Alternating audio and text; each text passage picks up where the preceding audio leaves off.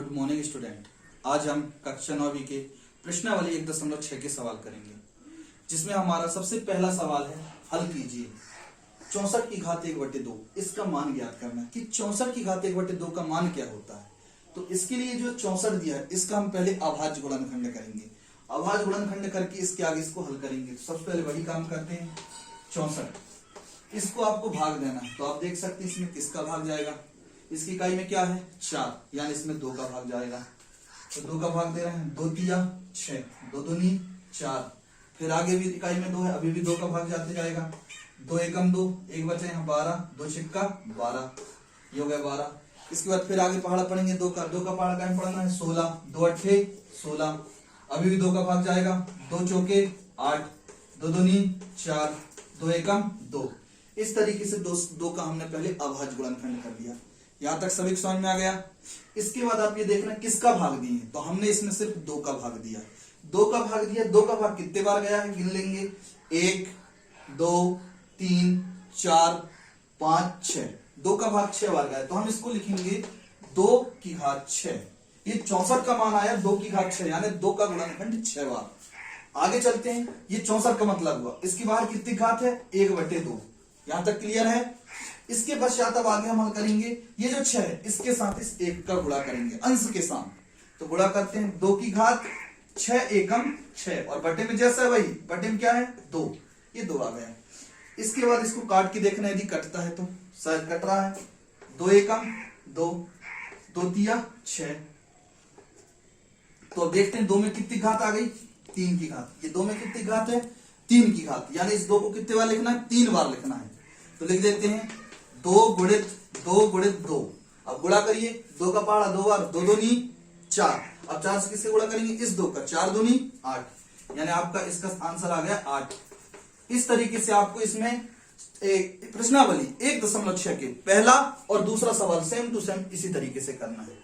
जबकि दूसरा में जो लास्ट सवाल है 125 की घात -1/3, उसको सेम सॉल्व करना है, लेकिन उसमें ऋण की घात रहेगा। उस ऋण की घात को खत्म करने के लिए लास्ट में उसको पलट देना है। तो जैसे उसका आंसर 5 आएगा तो उसको पलटेंगे तो 1/5 हो जाएगा। इसी तरीके से बाकी सवालों को करना। इसके बाद हम प्रश्नावली 1.6 के जो 4 सवाल है लास्ट वाले, तीसरा की चौथा सवाल, 4 सवाल उसको करेंगे। जिसमें सबसे पहला सवाल है, उसका पहला सवाल है 2 की घात 2/3 इंटू 2 की घात 1/5। ये आपका सवाल है, इसको हल करना है। तो यहां पर जो इंटू दिया पॉइंट, इसको आप यहां पर गुणा भी लगा सकते हैं, गुणा लगाकर भी हल कर सकते हैं। सुनाई दिया। अब करते हैं। आप यहां देखिए ये 2 है और ये 2/3। ये 2 को हम किस नाम से जानते हैं, इस 2 को हम आधार के नाम से जानते हो, इसको घात। ये 2 आधार और ये घात। नीचे वाला जो होता है उसको आधार के नाम से जानते हैं, और जो ऊपर लगा रहता है उसको घात कहते हैं। आप इसको देखिए और बताइए क्या सेम है इस सवाल में, क्या सेम है आधार या घात। तो आपको स्पष्ट दिख रहा होगा क्या सेम है आधार। तो हम उस आधार को लिखेंगे 1 बार और यहां लगा देंगे कोष्टक, और जो घात है उनको लिखेंगे 2/3 और 1/5। इनके बीच क्या है गुणा। जब आधार सेम हो और उनके बीच गुणा हो तो घातों को जोड़ा जाता है। जोड़ा जाता है यानी इकाई का चिन्ह लगाएंगे, यहां पर प्लस का चिन्ह लगाएंगे। क्लियर यहां तक। और आप जानते हैं इस तरीके से 2 संख्या बटे में होती है और उनके बीच प्लस या माइनस होता है तो लघुत्तम निकाल कर किया जाता है। यानी यहां पर लघुत्तम निकाल कर करेंगे 2 की घात। लघुत्तम किसका निकाला जाता है, लघुत्तम निकाला जाता है हर का। हर क्या क्या है 3 और 5। 3 और 5 का जब लघुत्तम निकाले तो लघुत्तम आता है 15।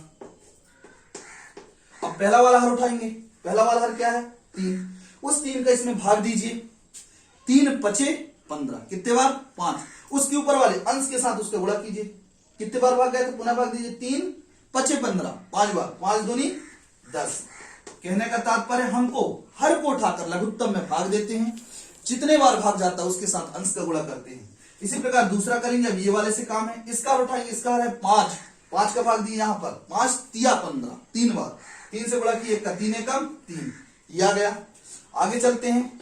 2 की घात यहां पर 10 + 3, यानी क्या करना है उसको जोड़ना है, 10 और 3 13, बटे क्या लिखा है 15। क्या ये कटेगा, नहीं कटेगा, तो ये आपका आंसर आ चुका।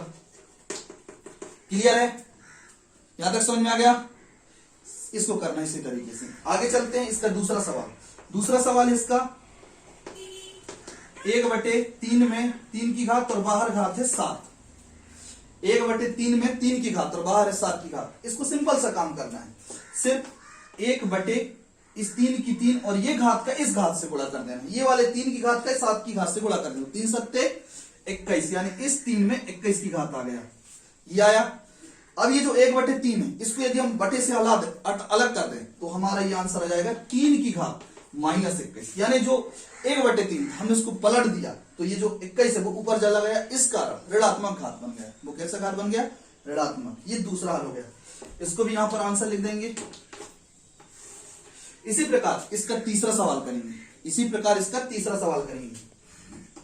तीसरा सवाल है 11 की घात 1/2 भागित 11 की घात 1/4। आप इस सवाल को इस तरीके से समझ लो, या आप चाहें तो ये जो बटा है इसको यहां पर भाग लगाकर 11 की घात 1/4 इस तरीके से भी हल कर सकते हैं। ये जो भाग है बटे रूप में भी व्यक्त हो सकता है और इस तरीके से लिखे तो भी व्यक्त हो सकता है। यहां तक समझ में आया? अब आप देखेंगे ये जो सवाल है इसी के जैसे है। जैसे यहां पर आधार सेम था वहां पर भी आधार सेम है। यहां पर आधार 2 था, वहां पर आधार क्या है? 11। तो हम उसको जैसे हमने यहां पर आधार 2 को एक बार लिखा था वैसे 11 को लिखेंगे। ये 11 को लिखिए। अब इनके घात है, घात क्या है? 1/2 और 1/4। अब देखिए इस सवाल में इनके बीच क्या था? गुणा, तो इसलिए हमने घातों को जोड़ा था। लेकिन इस बार क्या है इनके बीच? भाग, यानी यहां पर घातों को घटाया जाएगा। घातों को क्या किया जाएगा? घटाया जाएगा। घटाना है यानी माइनस लगाएंगे।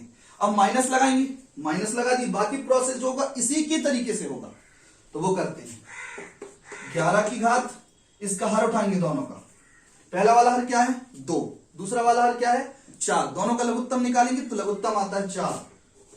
अब फिर से वही प्रोसेस जैसा हमने यहां पर हल किया था। तो पहला वाला इसको ध्यान देंगे, इसका हर उठाइए, क्या है? 2।